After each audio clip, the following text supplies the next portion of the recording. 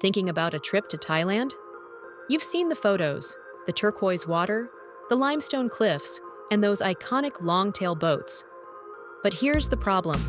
Thailand has over 1,400 islands. Choose the wrong one, and your relaxing escape could turn into a neon-lit nightmare or a silent retreat where the only thing to do is watch the tide.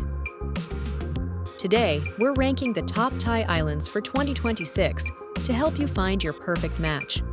Whether you're a solo backpacker, a luxury seeker, or a family of four, there is a specific island calling your name. In fact, one of these islands was just voted the best hidden gem in Asia for 2026. So stay tuned to see which one it is. Let's dive in. First up, the heavyweight champion, Phuket. If it's your first time in Thailand, Phuket is often the easiest starting point. Why? Because it has everything. You want high-end Michelin-starred dining? Head to Koh Tao. Want to dance on a table until 4 a.m.? Patong is your spot. The beauty of Phuket is the variety. You can stay in a 5-star resort in the morning and explore the historic, colorful streets of Old Phuket Town in the afternoon. It's the most developed island, which means great hospitals, malls, and an international airport. The downside? It's busy. If you're looking for untouched, this isn't it. But if you're a digital nomad, Phuket's 5G speeds and co-working spaces are currently the best in the country. For convenience and endless options, it's hard to beat. Now, let's cross over to the Gulf of Thailand to Koh Samui. If Phuket is the wild child, Samui is the sophisticated older sister. This island specializes in affordable luxury. Think infinity pools overlooking the ocean and world-class wellness retreats. It's incredibly family-friendly too.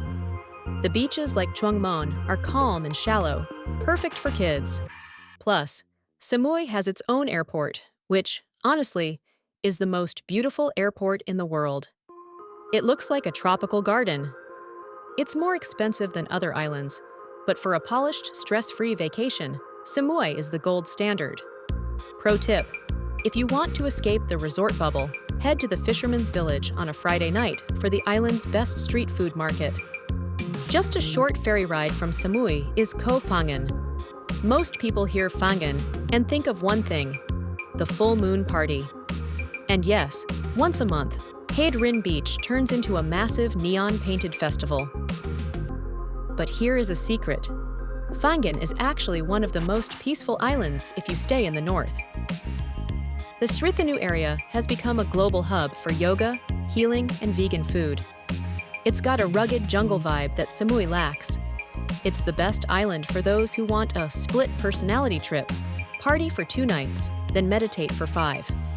It's also surprisingly affordable. You can still find beachfront bungalows here for a fraction of the price of the bigger islands.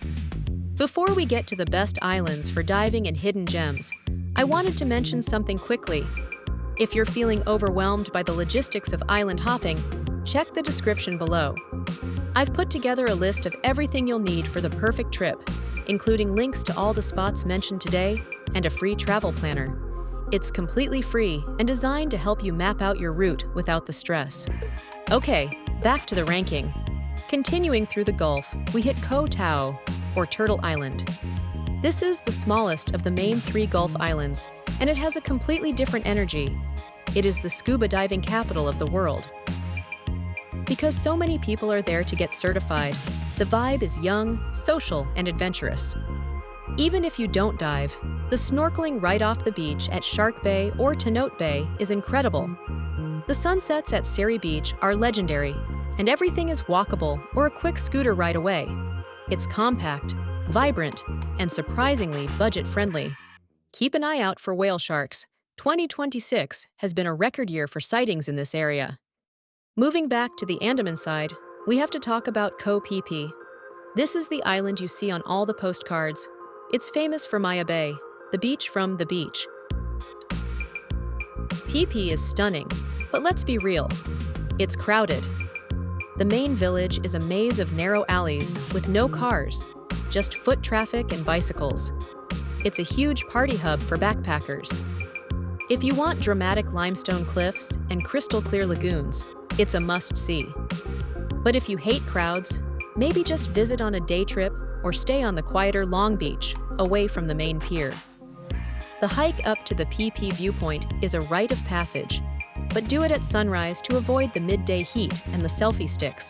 If Phi Phi sounds too chaotic for you, take the ferry south to Koh Lanta. This is where you go to slow down. Lanta is a large, flat island with long, golden beaches and some of the best sunsets in Thailand. It's popular with digital nomads and families because it's so laid back. You won't find massive malls or crazy nightclubs here.